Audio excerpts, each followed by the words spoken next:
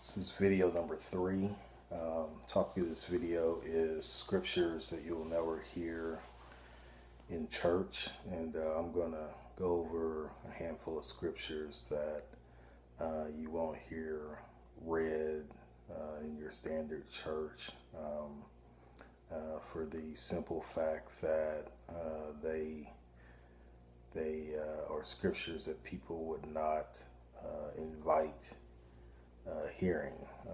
And when I say invite hearing, meaning that it's an interpretation of the Bible that people don't welcome with open arms, basically. And it's not really an interpretation; it's just a fact of the Bible. So it's interpreting scriptures. The scriptures aren't complex; they're very straightforward. It's just touches on some things that people just don't want to just basically do. So, just to start off with, from a common sense standpoint,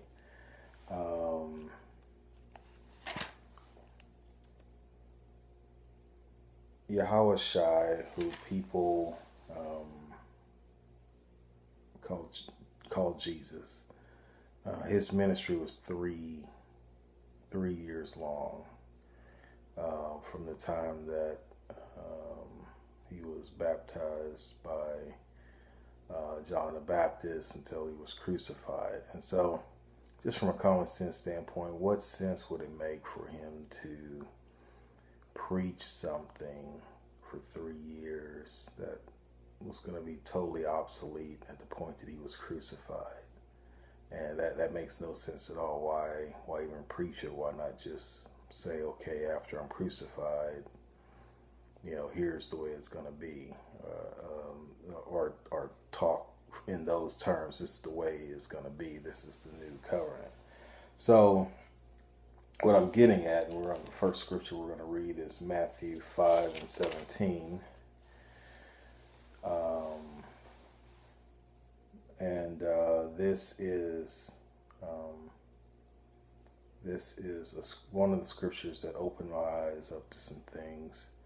Here we go. Think not that I have come to destroy the law or the prophets. I am not come to destroy, but to fulfill. Verse 18. For verily I say unto you, till heaven and earth pass, one jot or one tittle shall in no wise pass from the law, till all be fulfilled. And so, when you read that, it's basically saying, as long as there's a heaven and there's an earth, the law stands. Okay, so how do you reconcile that with the common understanding that you don't have to keep the laws? Okay, and you really can't. There's still a heaven, there's still a earth, so it sounds like these laws are still in effect. Now, when you get an understanding of what was meant by Yahweh Shai's being crucified, you'll find that